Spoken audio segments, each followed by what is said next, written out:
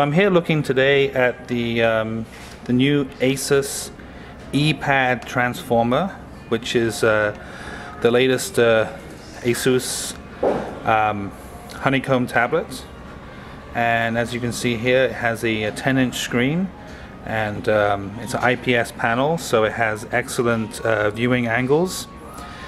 One cool thing, this live wallpaper in the background is actually a battery meter, so you can see how much battery is left, which is really cool in that the wallpaper actually has some functionality other than just looking pretty. So as you can see here, the EeePad is running Honeycomb Android 3.0 and has the standard Honeycomb interface, but Asus actually went ahead and did some customizations. So you can see here there's a few new widgets that are not available on other Honeycomb tablets. So we have there's a weather widget and a time widget that actually has the date and shows emails. And if you pull up here, of course there's also the standard Android widgets too that come with Honeycomb. There's also a couple of custom applications that come with the EeePad. So we have a Office application that's exclusive to the EeePad, and it lets you open up Word, Excel, and PowerPoint documents. Not only can you view the documents, but you can actually edit your PowerPoint and Word documents on the fly, which is a really nice feature, and it's really cool that it comes with this included with it. Couple other built-in applications from Asus is e-reader, and this e-reader can actually take books from different online bookstores and let you read them in one application, and you get that cool page turning animation as you're reading your book. So as a Honeycomb tablet, I think this is really, I would say a refinement of what came out from Motorola with the XOOM. Obviously the XOOM was the first Honeycomb tablet, and I would say maybe what you might call the reference design from Google. So just to show you here is the Wi-Fi model of the XOOM. Put it to side by side.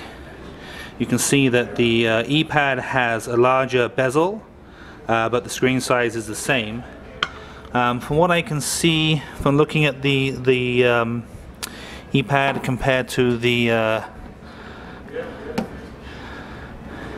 I think the screen on the EeePad is a little brighter. And one thing about it being an IPS panel, which is also what the iPad uses, is an IPS panel gives you excellent viewing angles. So if you're sitting down and tilting it away from you, you can still see the screen pretty good. So a couple of notable differences on the EeePad is the EeePad only has a 1.2 megapixel front-facing camera, and the XOOM has a 2 megapixel, but that doesn't really matter because you're just going to use it for video conferencing. They both have a 5 megapixel rear camera, but the XOOM does have an LED flash. However, one other nice thing about the EeePad that's important to remember is that the EeePad, if you can see here when I focus the camera, a little bit hard to see. Let me get that in focus. Come on. Okay. Anyway, it's a little bit hard to see, but there is actually a micro SD slot on the side of the EeePad and an HDMI port, so you can actually expand the memory. And the EeePad will be available in both a 16 gig and a 32 gig model, and the pricing will be extremely competitive. Now, if that was just it, if it was just a cool Honeycomb tablet with a really nice build quality, there's a metal frame here and a very nice soft touch textured back, in itself it will be an excellent tablet. But Asus has a little trick up their sleeve, And that trick would be this. So what you have here is a keyboard dock. Now the keyboard dock will not come included with it, it's sold separately, but it's really cool. So take a keyboard dock here and slot the tablet in there. As you can see, it locks in place, and the keyboard dock gives you a is it 98? No, 95% keyboard? 92%. 92%. I need to get that clarified. 92% keyboard with a trackpad. That's a multi-touch, and it has so the multi-touch trackpad allows you to scroll left and right using 2 fingers. And I don't know if you can see closely here. I'm going to have to take the camera off the tripod quickly for that.